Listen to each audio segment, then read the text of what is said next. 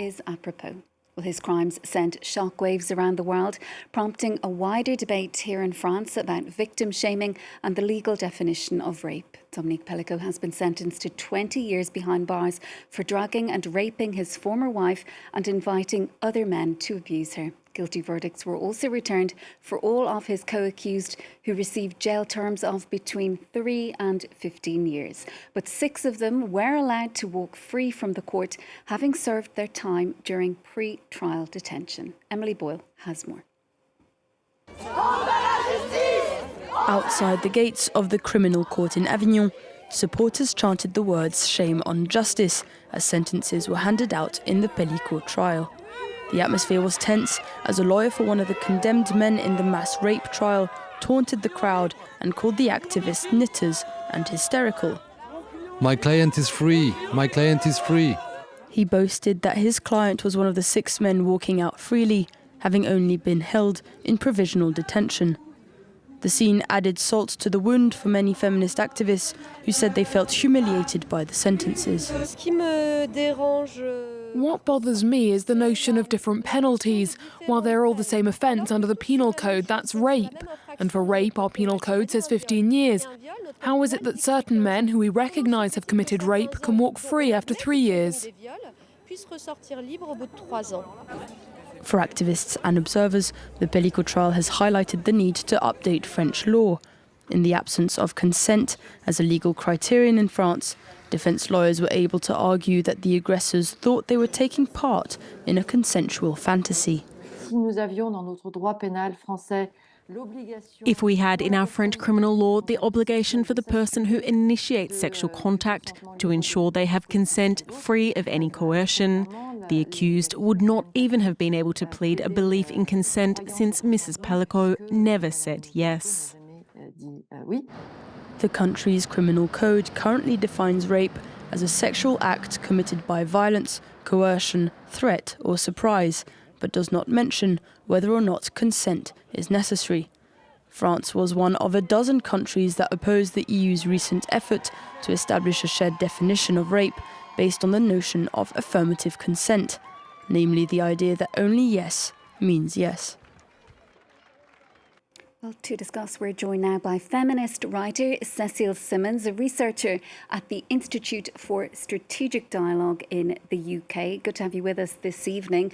Gisele Pelicot says she hopes that her ordeal will help to make the world a better place. Cecile, will this trial and these verdicts prompt wider societal change, do you believe? I think it already has. I think this trial is exceptional in its very nature. I think it has already shifted the conversation about who the perpetrators of sexual abuse are. I think the idea of the respectable family man that so many abusers hide behind has really been dented, and I hope in a systematic way. I think there is also a great awareness now of drug induced sexual violence, and I think we're also starting to reckon with a broader culture that encourages violence, sexual violence, and the understanding that it's a much more widespread phenomenon. And we saw in that report there just a minute ago, some campaigners, including Gisele Pelicot's children, also say that the sentences that Dominique Pelicot's co-accused received were too lenient, between 3 and 15 years. Would you agree with that? I mean, as has been pointing out, I think a lot of women's rights organisations have rightly said that some of these sentences can feel quite short, given the horror of what unfolded, and indeed some of the men having served sentences before will essentially walk free. So I think even with a case where we have so much hard evidence, and it's still we're still not potentially getting the justice that rights organisations might hope for. And Dominique Pelicot, he himself received a 20-year sentence. That is the maximum sentence in France for rape. None of his co-accused did. In fact, they received sentences that were lower in number of years than prosecutors had actually requested. What kind of message does that send? I think it really sends the message that despite the progress and the sort of historical moment that we're witnessing, it is still incredibly hard to get justice for victims. And indeed, although in this case all men have been found guilty, we know that only a tiny proportion of rape accusations result in any kind of conviction. We know that in these cases it's always her word against his word, and that indeed there is still a long way to go. Because research suggests that just about 14% of cases involving allegations of rape actually make it to trial here in France. So what needs to change? Well, I think what we need to sort of understand is just the extent of, rape culture that we live in. I think so many, alleged victims of sexual violence, essentially face so many hurdles in having their ordeal recognised, because there will always be questions about what they could have done to prevent it. There is essentially, that is what rape culture is, this normalization of abuse. And there is also, there are all sorts of obstacles in getting justice. I think in this particular case, we had hard evidence because Dominique Pelicot operated online, and there is just an amount of sort of footage and evidence that we don't always have in these cases. So there are all sorts of obstacles as well. And then there's a bigger societal obstacle, which is that there is still not enough awareness of sexual violence in our society. I think that we haven't seen enough reckoning, especially from men, with the culture that we've all been socialized in. And some of the lawyers for the defence were criticised during this trial. We saw a little bit of that in that report as well, over their line of questioning and the approach that they took in relation to Gisele Pelicot. Is that something that prevents other victims from deciding to come forward when they see how survivors of rape are actually treated during a trial? Absolutely, and I think that what's particularly striking in this case as well is that so many, men hide behind, excuses, and so many men have said that, essentially Gisele Pelicot was in on this abuse, and it's really hard to sort of understand how these men could have possibly believe that she was consenting, and yet we're seeing in multiple cases that perpetrators of all sorts of abuse make that claim. We're seeing it through all sorts of phenomena. So I think that it can indeed, feel incredibly discouraging to see that we are, possibly even entertaining these arguments. And Cecile, not all campaigners are agreed on this, but some women's rights activists, they believe that the concept of consent should be introduced under French law. Is that something that you'd be in favour of? Is it time for legislative reform here in France?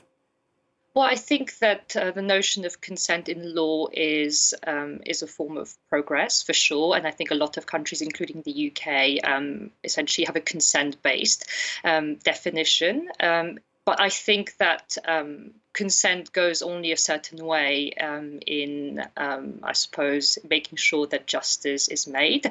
As I said, there are multiple obstacles to getting justice. And I also think that consent is a minimal, really, entry point. And there are a lot of forces that can, coerce us into consenting. And so really consent is a minimal entry point in general in dealing with issues of sexual violence. But it is certainly something that, in light of this trial, that maybe France should consider.